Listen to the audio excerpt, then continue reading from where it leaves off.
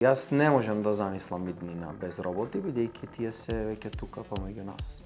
Ние на дневна база имаме повеќе комуникација со роботи, одошто интерперсонална комуникација.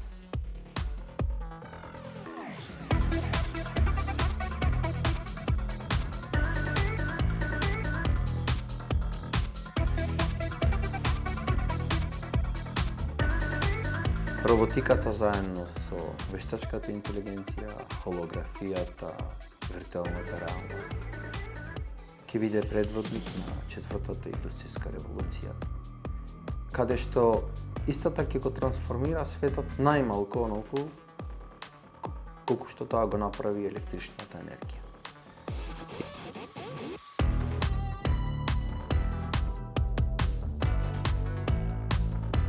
Димензиите се земени од оние на просечен човек, за да може да биде адаптиран на околината која ние сме ја приспособиле на нас. Цивилизацијата всушност како приспособување на природата на човекот условува машините кои ние ги градиме да можат подеднакво да ги користат интерфејсите кои веќе постојат. Така што роботот ќе може да ја дофати рачката од вратата за да ја отвори истата, ќе може да работи на тастатура, ќе може да свири на клавир и слично.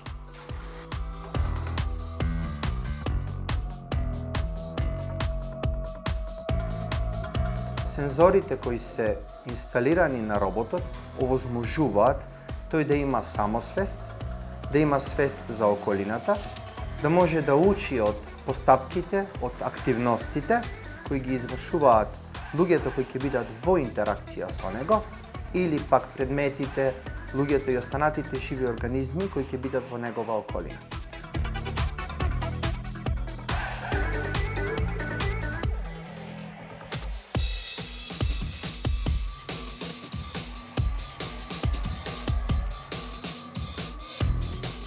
Постојат повеќе идеи каде може да го примениме роботот. Охрид, како центар на туризмот, има потреба од професионален кадар во угостителството, така што роботот може да биде вклучен во угостителството.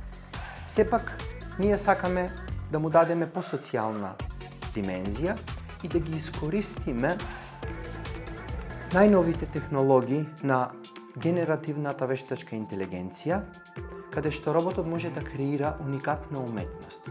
Во делот на забавата и ноќниот живот, роботот може да биде диџеј, кој ќе компонира сопствена музика од одреден жанр, кој ќе биде дефиниран врз база на податоците кои ќе ги дава публиката преку фасцијална експресија, преку вербална и невербална комуникација со роботот.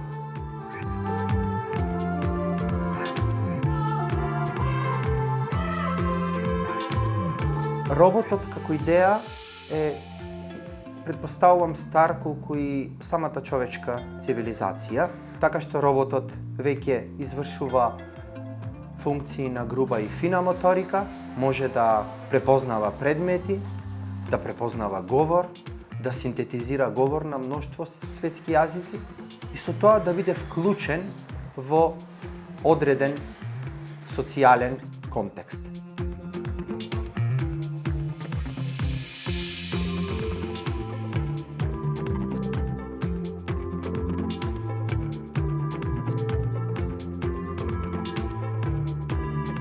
Главната функција на овој робот треба да биде социјална, за да може да се оствари како хуманоид. Тој наликува на човек, бидејќи потребни му се луѓето, за да може да се огледа во нив. Прашањето е дали ние би сакале да се огледаме во роботот. Затоа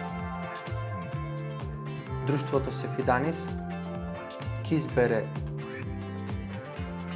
сценарио каде што роботот ќе може да биде во непосредна комуникација со хетерогена публика од различни возрастни категории, од различни културолошки позадини, различни професионални профили, со цел роботот да може да научи што повеќе за човекот и на тој начин да биде огледало за што повеќе луѓе.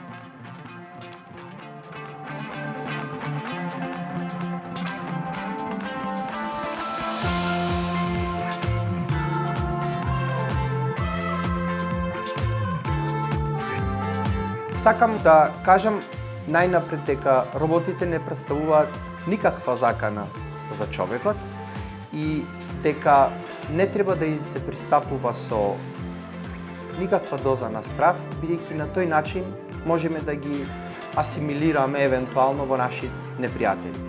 Роботите, исто и како виртуелните агенти, учат од нас.